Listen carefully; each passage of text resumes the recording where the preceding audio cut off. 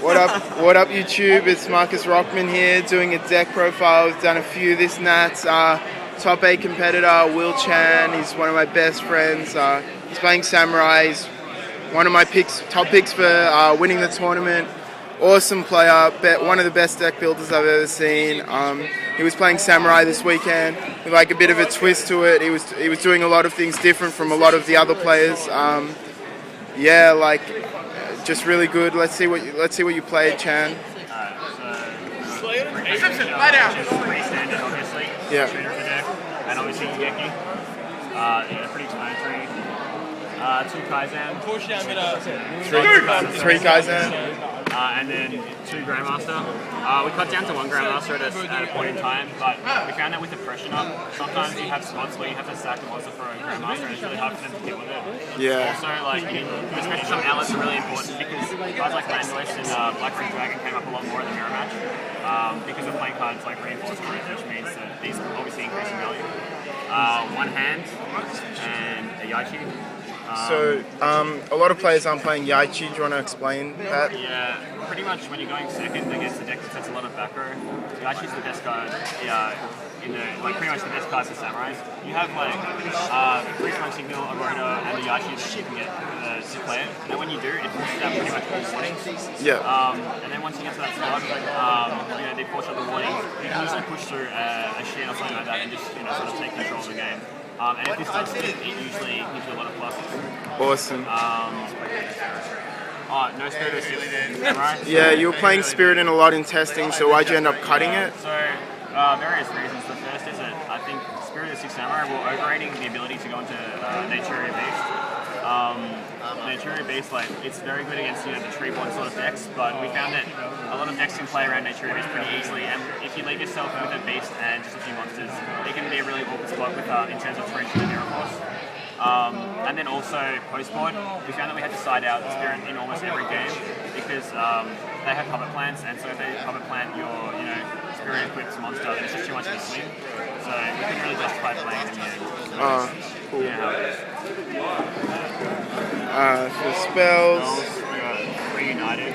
very standard for Samurais. Yeah, 3 standard. Typhoons, which are pretty staple now, I think, as well. Very staple. Book, Gateway, Mind Control. Probably one of the best cards for me this weekend. There's a lot of spots in this format now where a Mind Control pushes through the extra damage in terms of board presence. Because Plants is such a big deck as well, it's not uncommon for you to be able to Mind Control either a 6-star and Synchro with it, or a Raikou and just destroy one of their cards and then Synchro and huge pushes like that. So tempo-wise, this card's really ridiculous. Also, against Samurais, a lot of players are making Scrap Dragon because usually Stardust just isn't good enough because you can ramp Shen and then take redirect the destruction effect. So when they go into Scrap Dragon, you Mind Control it and then obviously destroy it and plus another card for huge pluses. But yeah, this is one of the best cards. No one's really playing it. I got this from a Japanese deck list, and I think that everyone should actually be playing Mind Control, to be honest, as long as Plants is a big deck. Reborn, obviously, Arena. Yeah. So I'm not playing Dark Hole or Trinade. I feel like Dark Hole is probably one of the worst cards for this deck in game 1. The whole setup of this deck is trying to drop a Xian or have a very solid board set up, and then by having Dark Hole in the deck, it means that you've got a really clunky card. It's only good when you're behind, and generally when you're behind in game 1, you're probably going to lose the game anyway. So, and then Giant Trinade. The format doesn't revolve around a huge number of back rows nowadays. Most people set between 2 to 3, and I think by having an outlet in terms of Yaichi, you're not resorting to have to use Trinade, and Trinade can be very lackluster at times as well, just by bouncing 2 cards and doing, and you can't really explode with this deck unless you want to double into a technique, which can mean if you play Trinade, then chain this, and then warning, then it's a massive tempo swing. So I didn't play it. And then traps, so 3 Dest. I saw the last YCS, everyone's playing 2 except for one guy in the top 32, and you pretty much have to play 3. It really is one of the best cards in the deck. It's pretty much like a rescue card for the graveyard. Free Shen or make a huge triple plays or things like that. The card's just too good not to play. 2 copies of Blackboard of Heaven. So, what do you think about this card? We're all playing it, we all rate it. Yeah, this card's absurd right now. because like the entire format revolves around pretty much visual summoning, obviously, and synchroing. Because Plants is the biggest deck, Black Mono Heaven is really good in terms of being very deceptive as well in like your plays. So if they make a play and it would seem that like Solemn Warning would make sense in that play, why would they use it? You don't have it. They can make a play like a Truce, let's say, and then just run into a Blackthorn.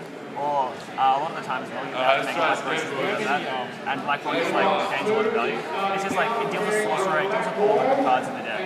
We played this over Fiendish Chain because we found that Fiendish Chain, while it was good, it was very slow, and we didn't have a way to deal with it. It allowed them to draw into the out, such as Typhoons and True Nates, to get rid of the Fiendish Chain, and then they can sort of pretty much win the game on the spot from that. Double Magatama. These are pretty bad, to be honest. My parents bought it out in every single matchup. So I think that like you should be playing it. Maybe one copy, but I think two is too many because if you're playing against a semi-competent player, they'll play around the Magatama. They won't make the Orca play, say going into Scrapjack and then destroying on the spot or Hyperion destroying on the spot. So they'll wait it out and attack and then use it. So this card is actually fairly dead. I mean, if you draw the Stone Nuts as well, which involves a double-edged sword technique, and this is your answer warning, it's good, but I think that in the future if I was playing this deck, I'd probably cut down on this card. So I played double Reinforced Truth. Now this is really interesting. Like Reinforced Truth has never really seen much play other than the one-off copy in Sabres. What made you think of putting it in? Obviously Kagamusha's a target, but why'd you play two of all things, and why do you think the card is good? So we started out the testing by like trying to find one card that would fit the deck. That sort of helps you the deck explode a bit more, whilst at the same time keeping it consistent.